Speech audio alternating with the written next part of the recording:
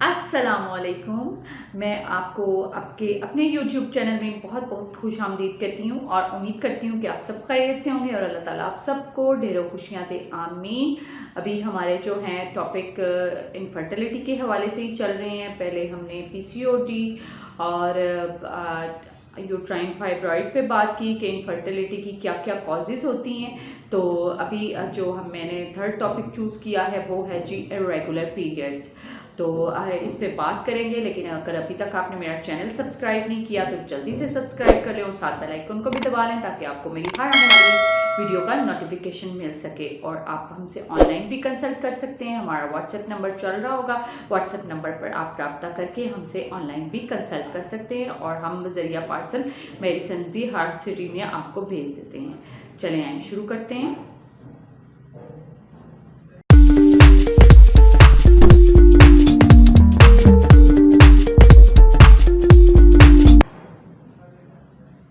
जी, आज का जो हमारा टॉपिक है वो है जी इरेगुलर पीरियड्स। इरेगुलर पीरियड्स आजकल बहुत कॉमन प्रॉब्लम है, जो कि टीनेज बच्चियों में भी ये प्रॉब्लम है और फीमेल में भी ये डिज़ीज़ होती है कि ये प्रॉब्लम हो जाती है कि इरेगुलर पीरियड्स आपको आपका सर्कल जो है साइकिल सारा डिस्टर्ब हो जाता है। तो आज हम इस पे बात करेंगे, इसकी क्या क्या कॉजेज़ होती हैं और क्या क्या साइन एंड सिम्टम्स होते हैं और होम्योपैथिक में इसका कैसे ट्रीटमेंट होता है, तो इस पे बात करेंगे। सबसे पहले जो हम थोड़ा सा डिस्कस कर लेते हैं कि कुछ मिथ्स बने हुए हैं कि डेट जो होती है वो लोग कहते हैं कि इस प्रॉब्लम से नहीं आ रही या उस प्रॉब्लम से नहीं आ रही, या फिर जो कह लें आजकल जो हमारा लाइफस्टाइल है खाने पीने का और जंक फूड का और बेतहाशा चिकन का इस्तेमाल और बेतहाशा स्पाइसी फूड का इस्तेमाल, जिसकी वजह से ये सब प्रॉब्लम हमें फेस करनी पड़ती हैं। उसके अलावा जो हमारा डेट का जो कभी डेट टाइम पर आती है और कभी डेट टाइम पर नहीं आएगी, और ये जो पूरा साइकिल होता है ये 24 दिन से लेकर 32 डेज तक होता है। मिथ्स ये होते हैं कि जी हमें डेट टाइम पे नहीं आई, कभी हफ्ता पहले आ गई, कभी हफ्ता बाद आ गई, क्योंकि ये एक साइकिल होता है। ठीक है, आपको कहा है 24 डेज से लेकर 32 डेज तक, तो इसका तो हमें वेट करना ही होता है, क्योंकि हर बॉडी फ़र्क होती है, हर इंसान के ऑर्गन्स अलग होते हैं, हर एक का लाइफस्टाइल अलग होता है, कोई किसी से मैच नहीं करता, इसीलिए सबका साइकिल भी डिफरेंट होगा। और इसके अलावा जो मैं इसके जो है कॉजेज़ जो हमारे ईस्ट्रोजन और प्रोजेस्टेरोन हार्मोन होते हैं, इसका लेवल अगर डिस्टर्ब हो गया है या हार्मोन्स का इम्बैलेंस होना, तो हमें ये इरेगुलर पीरियड्स की प्रॉब्लम होती है। और उसके अलावा जो है कि ये अगर फीमेल जो होती हैं मीनोपॉज की तरफ जाती हैं तो भी इरेगुलर पीरियड्स होती हैं। कभी बहुत ज़्यादा उनको फ्रीक्वेंटली पीरियड्स आएंगे और एक महीने में 2 से 3 दफ़ा भी आ सकते हैं। ये आफ्टर 35 या 40 प्लस होने के बाद ये प्रॉब्लम मीनोपॉज की हो जाती है।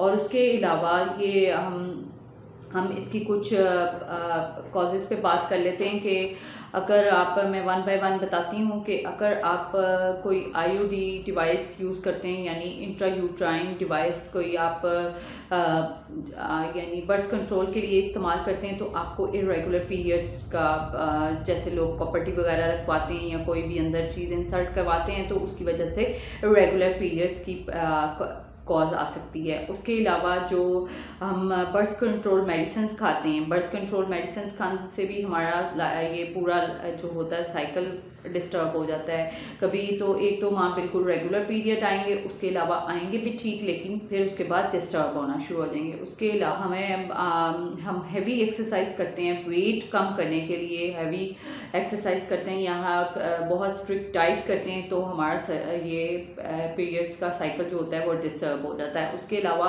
हम वेट हमारा जब कम होता है तो उसकी वजह से भी ये डिस्टर्बेंस होती है, और उसके अलावा हैवी एक्सरसाइज से भी होती है।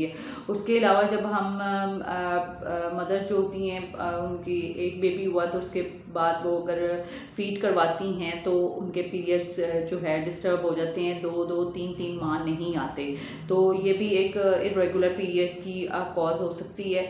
और उसके अलावा जो अगर हम जैसे प्रेगनेंसी कंसीव हो गई है तो उसमें आपको ये पीरियड्स नहीं आएंगे, ठीक है। उसके अलावा जो नंबर 7 है जी थायराइड का इशू। अगर आपको थायराइड की प्रॉब्लम है तो ये तो पीरियड्स का इशू तो होना ही होना है। इसीलिए थायराइड सबसे पहले जब भी आपको पीरियड्स का इशू हो तो थायराइड का टेस्ट मस्ट है कि थायराइड का टेस्ट करवाएं। इसमें थायराइड की भी 2 किस्म होती हैं, हाइपोथायराइडिज्म और हाइपरथायराइडिज्म। और उसके अलावा अगर आपको इंट्रायूट्राइन कोई इन्फेक्शन है या आपको बहुत ज़्यादा कोई यूट्रस में स्वेलिंग या कोई इन्फेक्शन है तो उसकी वजह से भी इरेगुलर पीरियड्स हो सकते हैं। उसके अलावा अगर आप के यूट्रस में या ओवरीज के साथ सिस्ट बनना शुरू हो गई हैं तो इरेगुलर पीरियड्स का प्रॉब्लम होगी। अगर यूट्राइन फाइब्रॉइड है तो इरेगुलर पीरियड्स होंगे। अगर आपने वेट गेन किया है या कम किया है तो इन दोनों सूरतों में आपको इरेगुलर पीरियड्स का इशू होगा। उसके अलावा हमारे लाइफस्टाइल पे तो हमने बात की है कि लाइफस्टाइल इस तरह का है, लोग बच्चियां जो हैं वो घंटों जो हैं वो लैपटॉप के आगे या अपने कंप्यूटर के आगे बैठी रहती हैं, जिसकी वजह से वेट गेन हो जाता है और पीसीओडी की प्रॉब्लम हो जाती है, जिसकी वजह से इरेगुलर पीरियड्स का इशू होता है।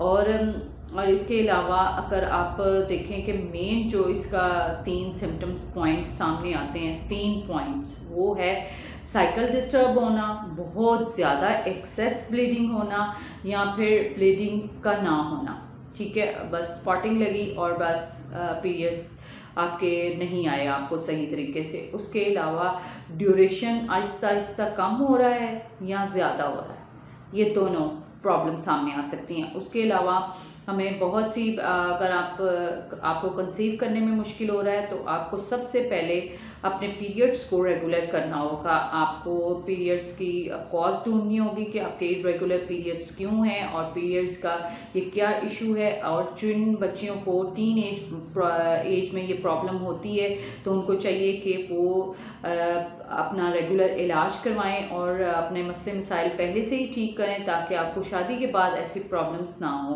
क्योंकि हमारा लाइफस्टाइल और हमारा खाने पीने का सिस्टम जो भी है वो बिल्कुल इससे रिलेट करता है और इसका बहुत ज़्यादा आपस में ये जो होता है रिलेशन के, हमारा लाइफस्टाइल हमारे पीरियड्स पे बहुत ज़्यादा असर करता है, ठीक है। और उसके अलावा होम्योपैथिक में इसका बहुत अच्छा ट्रीटमेंट होता है, चाहे वो टीन एज बच्चियों में हो, ये बिल्कुल 100% क्योर और 100% सेव होता है। इसका कोई इस तरह से नुकसान नहीं होता जिस तरह आपको दूसरी मेडिसिन खाने से होता है। तो होम्योपैथिक में जो है, अगर आपके इरेगुलर पीरियड्स है, आप की एज 13 to 14 है या आप 20+ हैं या आप मीनोपॉज आपकी एज हो रही है तो आपको होम्योपैथिक ट्रीटमेंट ज़रूर करवाना चाहिए।